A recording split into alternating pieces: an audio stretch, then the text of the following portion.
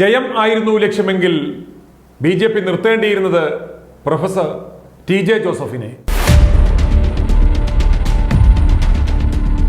ബി.ജെ.പിക്ക് കേരളത്തിൽ ഇത്തവണ ലോക്സഭയിലേക്കുള്ള ആദ്യ അക്കൗണ്ട് തുറക്കുവാൻ ഏറ്റവും സാധ്യതയുണ്ടായിരുന്ന മണ്ഡലവും അതിനു പറ്റിയ സ്ഥാനാർത്ഥിയും ഏതായിരുന്നു എന്ന് ഞങ്ങളോട് ചോദിച്ചാലുള്ള ഉത്തരം പത്തനംതിട്ട എന്നും സ്ഥാനാർത്ഥി പ്രൊഫസർ ടി.ജെ. ജോസഫും എന്നതായിരിക്കും. ഈ അഭിപ്രായത്തോട് അനുകൂലിക്കുന്നവരും പ്രതികൂലിക്കുന്നവരും ഉണ്ടായേക്കാം.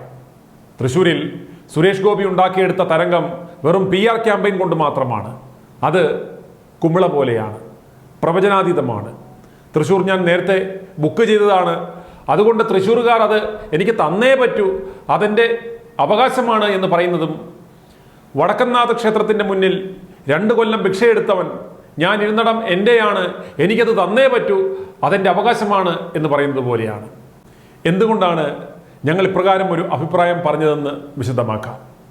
ഓരോ മലയാളിയുടെയും ഉള്ളിൻ്റെ ഉള്ളിലെ നീറുന്ന മുറിവാണ് പ്രൊഫസർ ടി.ജെ. ജോസഫ്.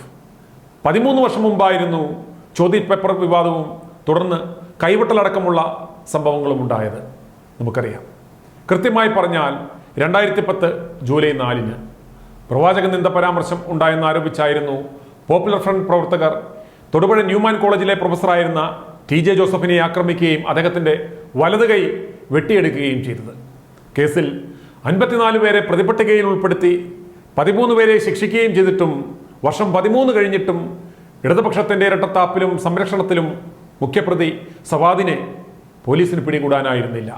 പ്രതി രാജ്യം വിട്ടു എന്ന ധാരണയിൽ ലുക്കൌട്ട് നോട്ടീസ് പുറപ്പെടുവിച്ചു. ഇന്റർപോളിന്റെ സഹായം പോലും തേടി അന്വേഷണത്തിന്.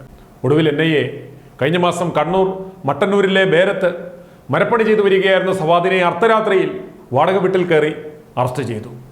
ഈ നടപടി കേന്ദ്ര സർക്കാരിനോടും കേന്ദ്ര ഏജൻസികളോടുമുള്ള കേരളീയരുടെ മതിപ്പ് വളരെയേറെ വർദ്ധിപ്പിച്ചിരുന്നു. പത്തനംതിട്ടയിൽ ഭൂരിഭാഗം 54% ഹൈന്ദവരാണ്, 2ാം സ്ഥാനത്ത് ക്രൈസ്തവരും. മുസ്ലിം വിഭാഗം വളരെ മാർജിനലാണ്. ഈ സംഭവം ക്രൈസ്തവ വിഭാഗങ്ങൾക്കിടയിൽ വളരെയേറെ സ്വാധീനമുണ്ടാക്കി എന്ന് എടുത്തു പറയേണ്ടുന്ന കാര്യമാണ്. അത് വോട്ടാക്കി എൻഗേജ് ചെയ്യുവാനുള്ള സുവർണാവസരമാണ് ബി.ജെ.പി. നഷ്ടപ്പെടുത്തിയത്. അതുപോലെ പ്രധാനമന്ത്രി നരേന്ദ്രമോദി പങ്കെടുത്ത മറൈൻ ഡ്രൈവിലെ ബി.ജെ.പി. പരിപാടിയിൽ നരേന്ദ്രമോദിക്കൊപ്പം പ്രൊഫസർ ടി.ജെ. ജോസഫും വേദി പങ്കിട്ടിരുന്നു. ബി.ജെ.പി. നേതാക്കളാണ് യോഗത്തിലേക്ക് അദ്ദേഹത്തെ പ്രത്യേകം ക്ഷണിച്ചത്. തുടർന്ന് അദ്ദേഹം പരിപാടിക്ക് എത്തുകയായിരുന്നു. അതൊരു സൈനായിരുന്നില്ലേ? പറയുന്നത് കൊണ്ടൊന്നും തോന്നല്ലേ. ജോസഫ് മാഷിൻ്റെ അപ്പി കോരാൻ യോഗ്യതയുണ്ടോ? എലിസബത്ത് കുർവാസന പാതിരിയുടെ ഉടമ്പടി മുട്ടുകുത്തി നിന്നെടുത്ത ഈ പയലിന് കെട്ടിവച്ച കാശ് കിട്ടിയാൽ അത് മഹാഭാഗ്യം എന്ന് പറയാം. പോപ്പുലർ ഫ്രണ്ടിൻ്റെ ആക്രമണത്തിൽ കൈയറ്റുപോവുകയും ഭാര്യ സലോമി ആത്മഹത്യ ചെയ്യുകയും കുടുംബം നാമാവിശേഷമാകുകയും സ്വന്തം സഭ പോലും തള്ളിപ്പറയുകയും ചെയ്തപ്പോൾ പോലും അദ്ദേഹം തന്നെ ഇല്ലാതാക്കാൻ ശ്രമിച്ച സംഘടനയെയോ ആപൽഘട്ടത്തിൽ തന്നെ കൈവിട്ട സഭയെയോ പരിധിവിട്ട് വിമർശിച്ചില്ല. ഒരു മനുഷ്യനും കാണിക്കാത്ത പക്വതയാണ് പ്രൊഫസർ ടി.ജെ. ജോസഫ് അന്ന് കാട്ടിയത്. അദ്ദേഹം രചിച്ച അറ്റുപോകാത്ത ഓർമ്മകൾ എന്ന പുസ്തകം ഇതിനോടകം ലക്ഷക്കണക്കിന് കോപ്പികളാണ് വിറ്റുകഴിഞ്ഞത്. തൊടുപുഴ ന്യൂമാൻ കോളേജിലെ മലയാള ഭാഷാ വിഭാഗം അധ്യാപകനായിരുന്നു അദ്ദേഹം. കോളേജിലെ പരീക്ഷയ്ക്കായി തയ്യാറാക്കിയ ചോദ്യപേപ്പറിൽ പ്രവാചക നിന്ദയുണ്ട് എന്ന് ആരോപണമുയർന്നതിനെ തുടർന്ന് വിവാദത്തിലായ അദ്ദേഹത്തിൻ്റെ ജോലി നഷ്ടപ്പെട്ടിരുന്നു. തുടർന്ന് നിയമ നടപടികൾ നേരിടേണ്ടി വന്ന അദ്ദേഹത്തിന് നേരെ പോപ്പുലർ ഫ്രണ്ട് പ്രവർത്തകരായ പ്രതികൾ ആക്രമണം നടത്തുകയായിരുന്നു. അക്രമത്തിൽ വലത് കൈപ്പത്തി മുറിച്ചു മാറ്റപ്പെട്ടിരുന്നു. എല്ലാം നഷ്ടപ്പെട്ട് സാമ്പത്തിക പ്രതിസന്ധിയിലായി പട്ടിണിയിലായി ഭാര്യ സലോമി ആത്മഹത്യ ചെയ്തു. അദ്ദേഹത്തിൻ്റെ ആത്മകഥാപരമായ പുസ്തകമാണ് അറ്റുപോകാത്ത ഓർമ്മകൾ. ഈ പുസ്തകത്തിന് 2022 മികച്ച ആത്മകഥയ്ക്കുള്ള കേരള സാഹിത്യ അക്കാദമി പുരസ്കാരം ലഭിച്ചിരുന്നു. പിന്നീട് പ്രൊഫസർ ജോസഫ് രചിച്ച ഭ്രാന്തന് സ്തുതി എന്ന പുസ്തകവും വായനക്കാർക്കിടയിൽ ശ്രദ്ധിക്കപ്പെട്ടു. തുടർന്ന് അദ്ദേഹത്തിൻ്റെ നല്ല പാഠങ്ങൾ മറ്റൊരു വായിക്കപ്പെട്ട പുസ്തകമാണ്. അധ്യാപകൻ, ഗ്രന്ഥകാരൻ, വാഗ്മി, അതിലെല്ലാം ഉപരി മതതീവ്രവാദത്തിൻ്റെ ജീവിച്ചിരിക്കുന്ന രക്തസാക്ഷിയുമായ പ്രൊഫസർ ടി.ജെ. ജോസഫിനേക്കാൾ മികച്ച ഒരു സ്ഥാനാർത്ഥിയെ ബി.ജെ.പിക്ക് ലഭിക്കുമായിരുന്നില്ല. അദ്ദേഹത്തെ ലോക്സഭാ സ്ഥാനാർത്ഥിയാക്കുകയായിരുന്നുവെങ്കിൽ അദ്ദേഹം അനുഭവിച്ച ക്രൂരതകൾക്കുള്ള പ്രതിഫലം എന്ന നിലയിൽ സമസ്ത വിഭാഗം ജനങ്ങളും അദ്ദേഹത്തിന് വോട്ട് ചെയ്യുമായിരുന്നു. എന്നാൽ ഇതൊന്നും കാണാൻ കഴിവില്ലാത്ത, ആങ്ങളതെത്താലും നാത്തൂൻ്റെ കണ്ണീര് കാണണം എന്ന നിലപാടുള്ള KJP നേതൃത്വം ഒരു പട്ടിയുടെ വില പോലും ജനങ്ങൾ കൽപ്പിക്കാത്ത അനിൽ ആന്റണിക്ക് സീറ്റ് കൊടുത്തു. 8 നിലയിൽ പൊട്ടും എന്നതിൽ യാതൊരു സംശയവും വേണ്ട. സഭാ നേതൃത്വം എതിർക്കും എന്ന മുടന്തൻ ന്യായം സുരേന്ദ്രൻ ഒരുപക്ഷെ പറഞ്ഞേക്കാം. പക്ഷേ മറ്റൊരു ഉദാഹരണം നമ്മുടെ മുന്നിൽ തന്നെയുണ്ട്. പി ടി തോമസ് ജീവിച്ചിരുന്നപ്പോൾ അദ്ദേഹത്തിൻ്റെ പ്രതീകാത്മക ശവമഞ്ചം ചുമന്ന പാതിരികൾ ഇവിടെ യാത്ര നടത്തി. അദ്ദേഹത്തിൻ്റെ വിയോഗത്തെ തുടർന്ന് ഉമാ തോമസ് തൃക്കാക്കരയിൽ സ്ഥാനാർത്ഥിയായപ്പോഴും സഭ കർശനമായി എതിർത്തു. ബദൽ സ്ഥാനാർത്ഥിയെ കെട്ടിയിറക്കി. എന്ത് സംഭവിച്ചു?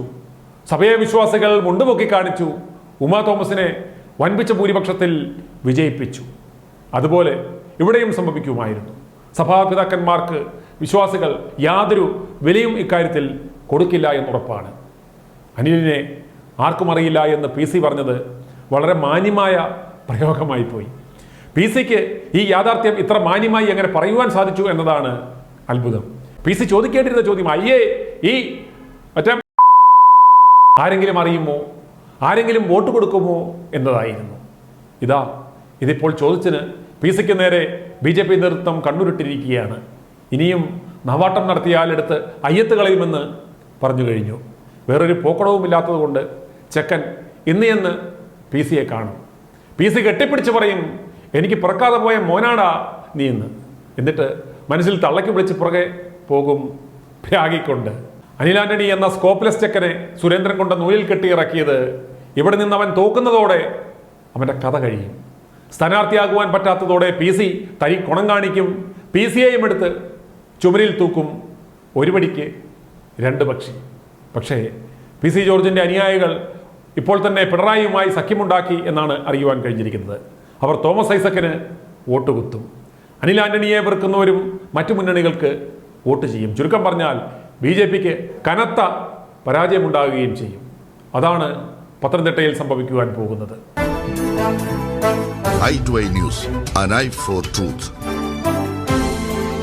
i2i News സബ്സ്ക്രൈബ് ചെയ്തിട്ടില്ലാത്തവർ ഇപ്പോൾ തന്നെ സബ്സ്ക്രൈബ് ചെയ്യുക. നോട്ടിഫിക്കേഷൻ ലഭിക്കുവാൻ ബെൽ ബട്ടണും അമർത്തുക.